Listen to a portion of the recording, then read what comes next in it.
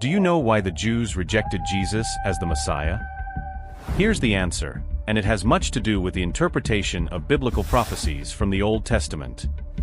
For the Jews, the expected Messiah was to be a great political and military leader who would liberate Israel from the yoke of the Roman Empire and establish a kingdom of peace and justice on earth. However, as you probably already know, Jesus presented himself as a spiritual teacher and suffered a shameful death on the cross, which did not fulfill the messianic expectations of the Jews. Moreover, Jesus' teachings diverged from the radical traditions and beliefs of Judaism. Despite all this, there are many Messianic Jews who accept Jesus as the Messiah and combine their belief in him with Jewish traditions. What do you think about this topic? Is Jesus the true Messiah, or should we expect another? I invite you to stay until the end to find out the complete answer to this mystery and learn valuable lessons for your spiritual growth. Have you ever felt a deep sense of hope, an expectation that fills you with enthusiasm and gives you the strength to move forward?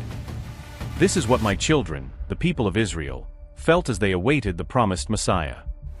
Since ancient times, they have gone through trials and sufferings, always keeping faith in the coming of the Savior. I, Jehovah, the God of the Bible, promised to send them a Messiah, a leader who would restore their nation and bring peace and justice. At the time when Jesus appeared, the political and social situation was very complicated. Israel was under the rule of the powerful Roman Empire, an oppressive force that imposed its culture and laws on my people. The Jews suffered daily injustices and deeply longed for liberation from the Roman yoke. In the midst of this oppression, the words of the prophets resonated strongly, bringing the light of hope. My chosen people were waiting for a powerful king, a descendant of the great King David, who would come with military force to defeat the enemy and restore the kingdom of Israel.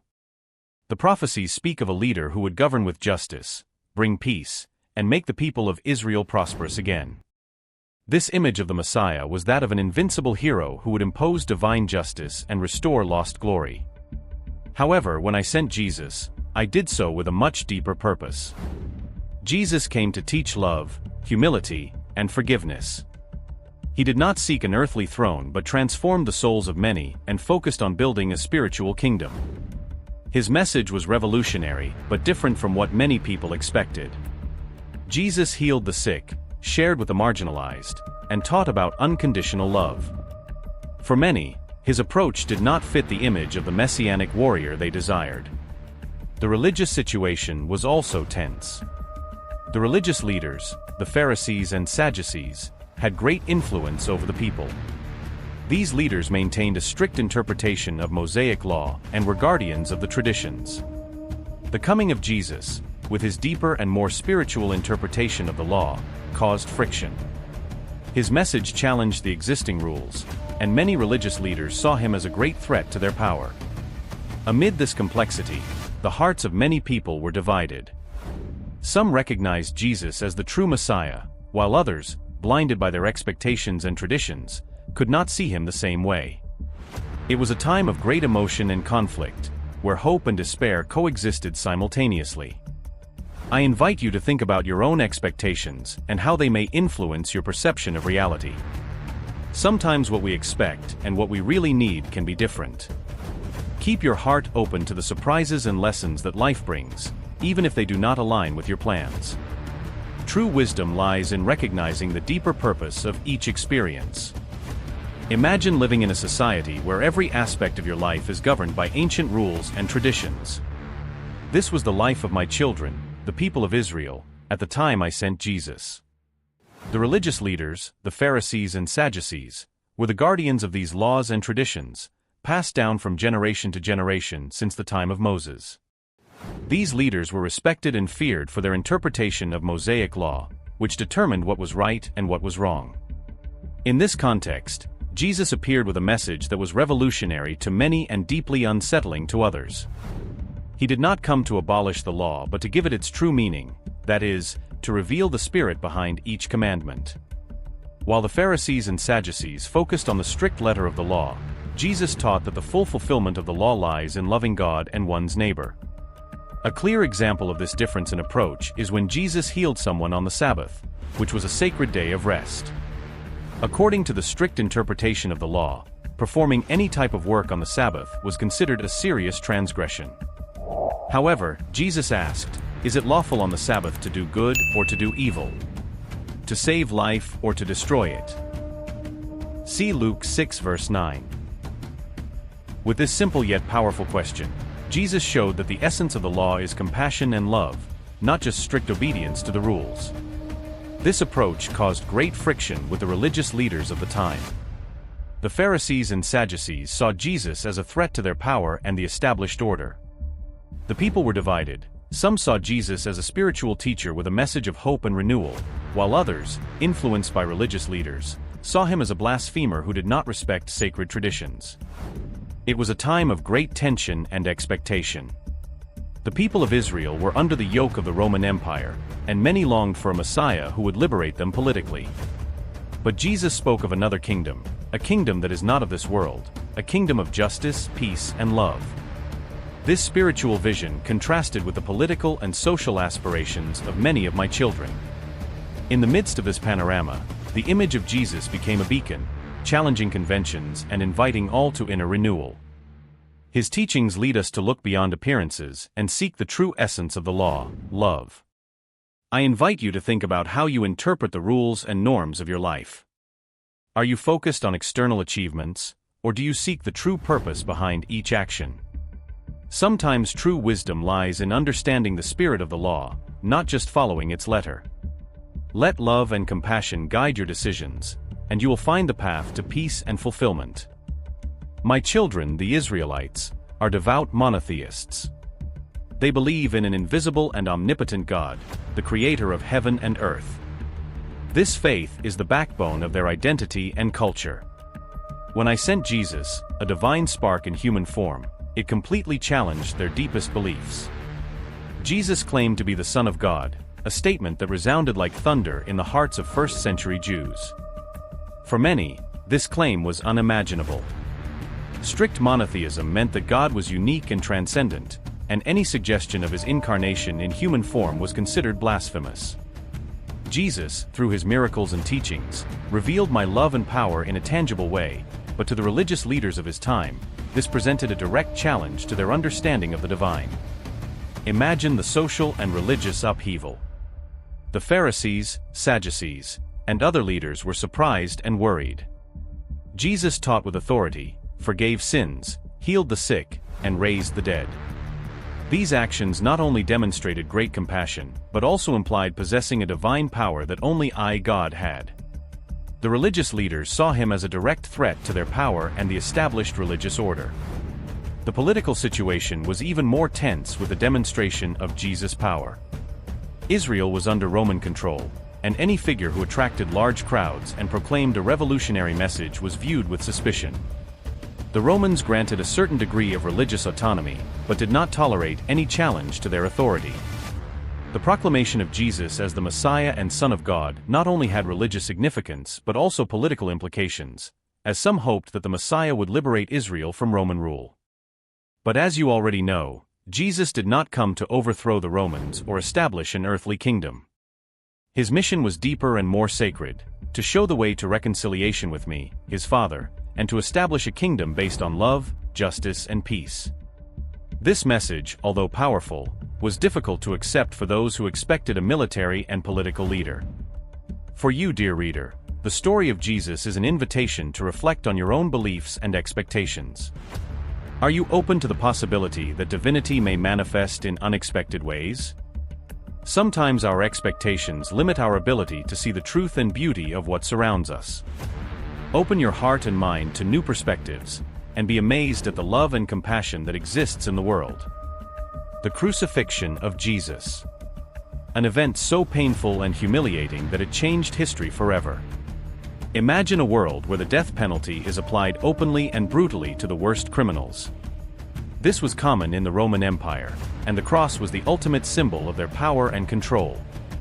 Seeing Jesus, my beloved Son, die in this way was a devastating blow to his followers and a confirmation for his detractors that he could not be the Messiah.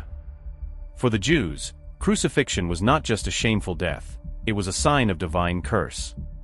According to the law of Moses, anyone who hangs on a tree is cursed. Read Deuteronomy 21 verse 23 to learn more about this. This verse was deeply engraved in the minds and hearts of my people. Seeing Jesus crucified, stripped of his dignity, and subjected to such a brutal death was inconceivable. How could God curse the Messiah, the promised Savior? Jesus' suffering on the cross was a moment of deep darkness. The physical pain was unimaginable, but he also bore the weight of humanity's sins. In his suffering, he showed compassion and love beyond human understanding. His final words, "Father, forgive them, for they do not know what they are doing," as described in Luke 23 verse 34, revealed the depth of his love and his mission of reconciliation. The political situation at that time also played a significant role. The Romans used crucifixion not only as punishment but also as a tool of terror to suppress all forms of rebellion. The Roman authorities saw Jesus, who had attracted large crowds and was seen as a possible rebel leader, as a threat.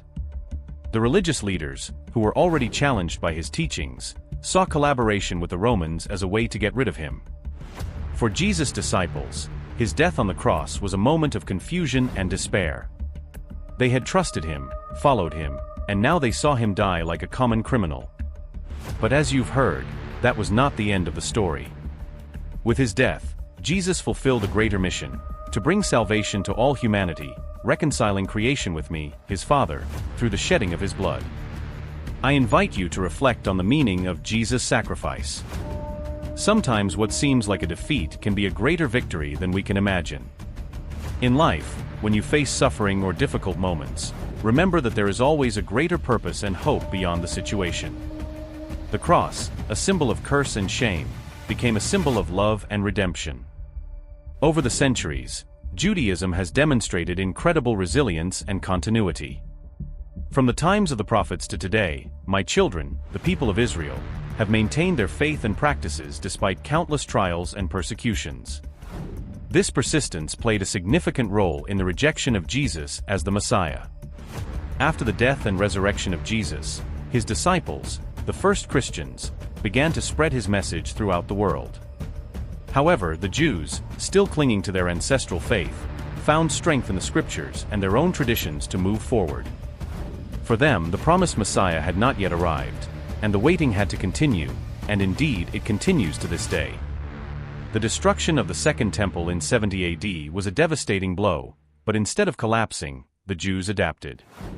Rabbinic Judaism emerged, focusing on the Torah and synagogues rather than the temple. This adaptation was key to the survival of their religious identity. Rabbinic Judaism, led by sages and scholars, emphasized teaching and interpreting halacha, the body of religious laws that became an essential guide for daily life. This solid structure and dedication to education and community helped preserve Jewish faith over the centuries. Relations with Christians are complex. At first, Jesus' followers were mostly Jews, but as Christianity spread among the Gentiles, the differences became more pronounced. The early Christians believed that Jesus was the fulfillment of Messianic prophecies, while the Jews continued to await the Messiah. This fundamental disagreement created a division that persists to this day. Throughout history, the Jews have faced many persecutions, from the Inquisition to pogroms and the Holocaust. Despite everything, they still preserve their faith and traditions. The synagogue, the study of the Torah, and the observance of holy days are the pillars of their identity. This perseverance is a testament to their dedication and resilience. I invite you to reflect on your own life and the traditions you maintain. Persistence in the faith and practices that we consider important can provide a sense of identity and strength. What traditions and beliefs are fundamental to you? How do they help you face the challenges of life? Ultimately, the story of Judaism's perseverance shows us that faith and identity can overcome the most difficult challenges. Let's return to our initial question. Why do the Jews reject Jesus and not accept him as their Messiah? Throughout this story, we have explored together the deep and complex reasons why my children, the people of Israel, did not accept Jesus as the promised Savior. From the expectation of the Messiah, the interpretation of the law, the proclamation of his divinity, his crucifixion, and the perseverance of Judaism. I invite you on a journey of self-discovery and spiritual growth. Just like my children, the people of Israel, your faith and beliefs can be a source of strength and guidance in difficult times. Keep your expectations aligned with an open heart, live with a spirit of love and compassion, and persevere on the spiritual path even when facing challenges. The story of the Jews' rejection of Jesus is a story of expectations, explanations, and resilience. By deeply reflecting on these themes, you can learn valuable lessons for your life.